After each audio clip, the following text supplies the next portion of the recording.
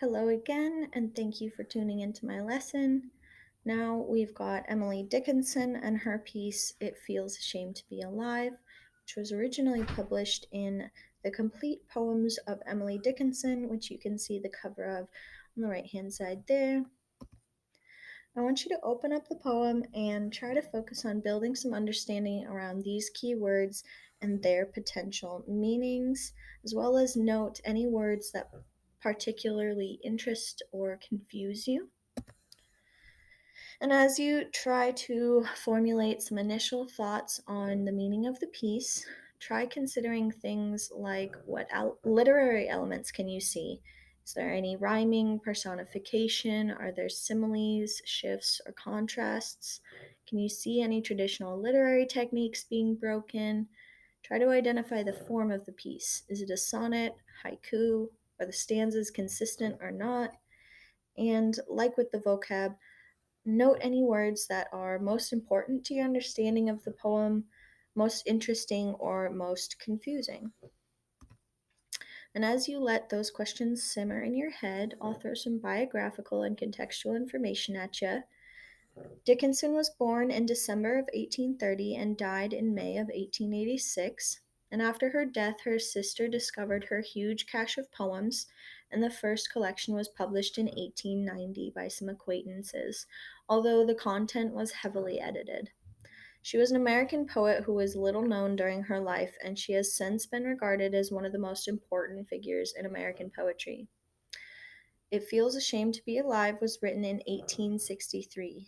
This was the year that Abraham Lincoln signed the Emancipation Proclamation, and then just a few months later, the bloodiest battle of the Civil War took place, the Battle of Gettysburg. Keep in mind, roughly 620,000 people died in the Civil War, and the U.S.'s population was roughly 31 million, which is less than one-tenth what it is today. Dickinson's poetry was heavily influenced by the metaphysical poets of the 17th century England, as well as her reading of the Book of Revelation and her upbringing in a Puritan New England town.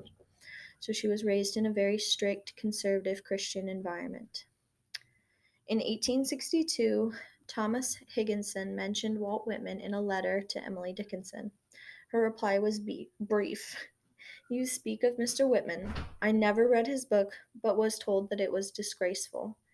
This famous non-encounter between two great poets belongs to a larger story of genteel contemporaries and people like Walt Whitman, who claimed that the scent of these armpits is an aroma finer than prayer, which the genteel contemporaries would typically hold their nose at.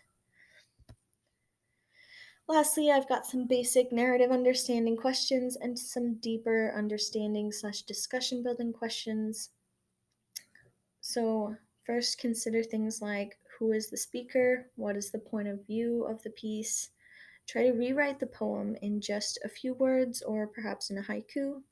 Try to identify any actions within the poem. Within the Whitman piece, we had a lot of actions. It might be a little more difficult in this one, but is well worth the time. I also see a lot in this piece that refers to a motif of cost. Try to identify some words that might uh, refer to this piece's motif of cost.